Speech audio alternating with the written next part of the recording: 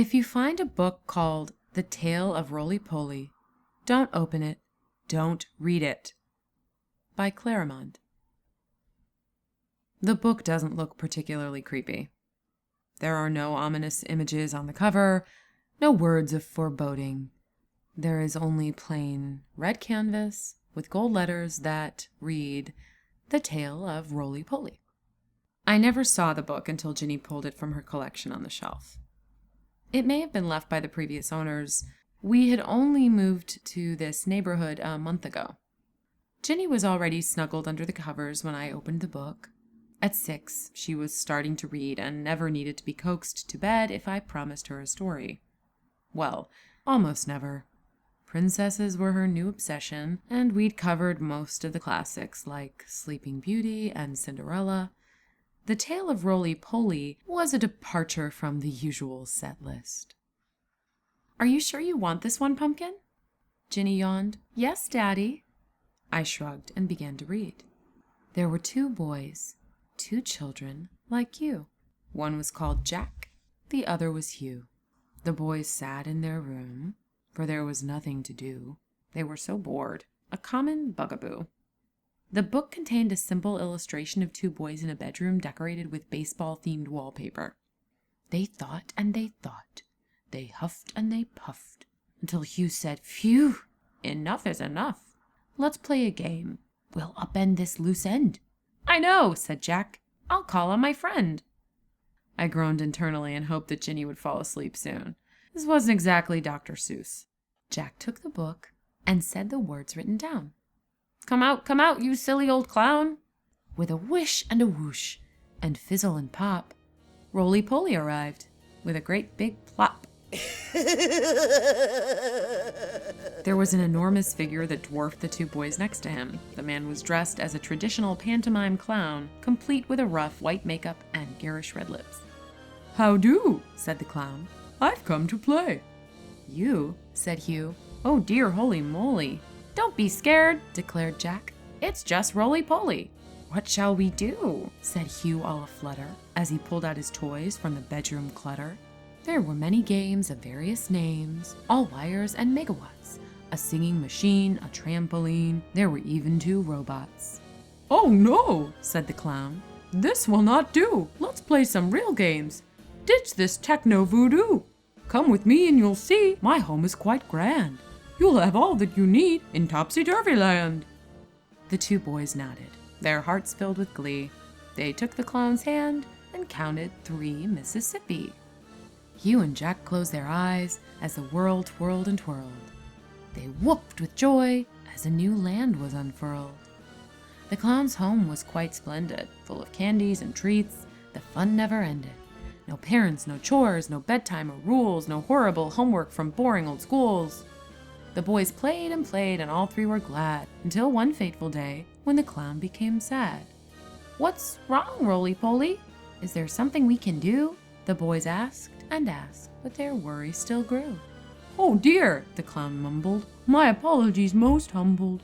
I'm just very hungry," as his large tummy rumbled.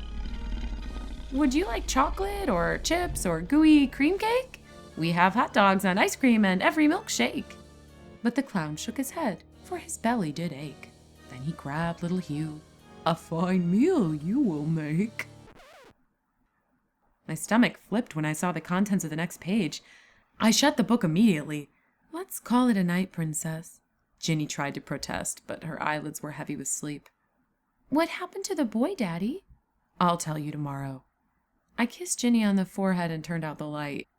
I went downstairs and poured a large glass of wine before reopening the book. The page that I'd closed contained an illustration of a gruesome scene. The clown held one of the boys above his head and had bitten into the child's left side. His teeth tore away chunks of pink flesh as blood trickled down his ruby-stained lips. The boy's eyes were shut, his tear-streaked face frozen in an agonized expression.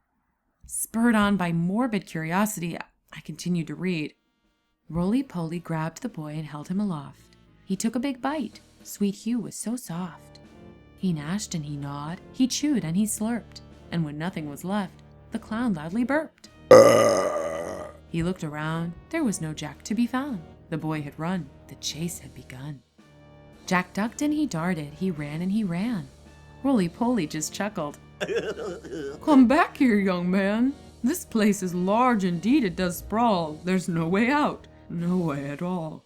The clown was quite right, for try as he might, Jack rushed to escape, but there was no exit in sight.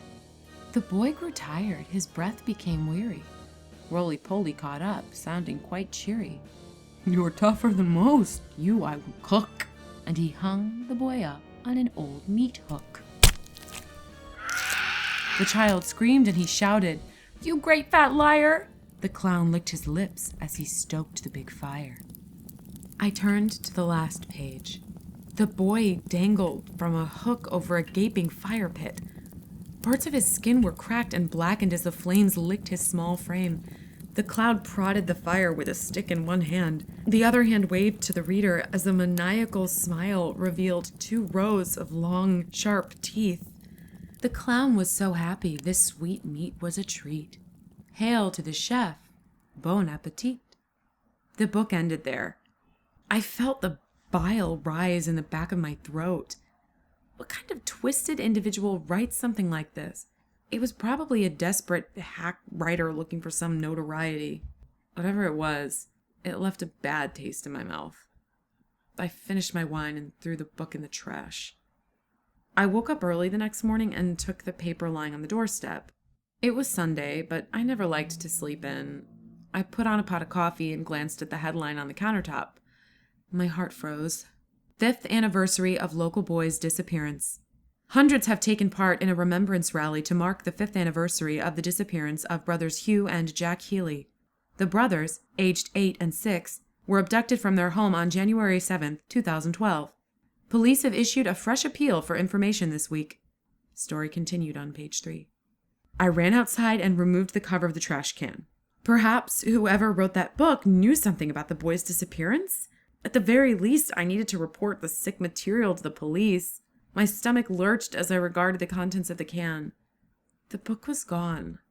A primal panic rose in my chest as I dashed upstairs to Ginny's bedroom. A single piece of paper lay atop the crumpled sheets of her empty bed. Ginny picked a good book, a true tale to excite. But Dad did not like it. He thought it was trite. He stopped the story at the moment of glory. "Oh no, not for you. This part is unfit." The clown did not like that, not one little bit. So Roly-Poly told Ginny, who was ever so skinny, "Let's have some fun. We'll show that old ninny." And now Ginny plays in the land topsy-turvy, full of sugar and spice and all the things that are girly. While the princess holds court in dresses of satin, the clown simply smiles. "She'll do. She'll fatten." It's been 1 week since Ginny went missing. I've given the page to the cops, but they're as baffled as I am. Every hellish verse of that awful book is seared into my skull. I can't sleep. I can't eat. I'm typing this as both an appeal and a warning. If you find this book, don't open it. Don't read it. Call the police. A child's life may depend on it.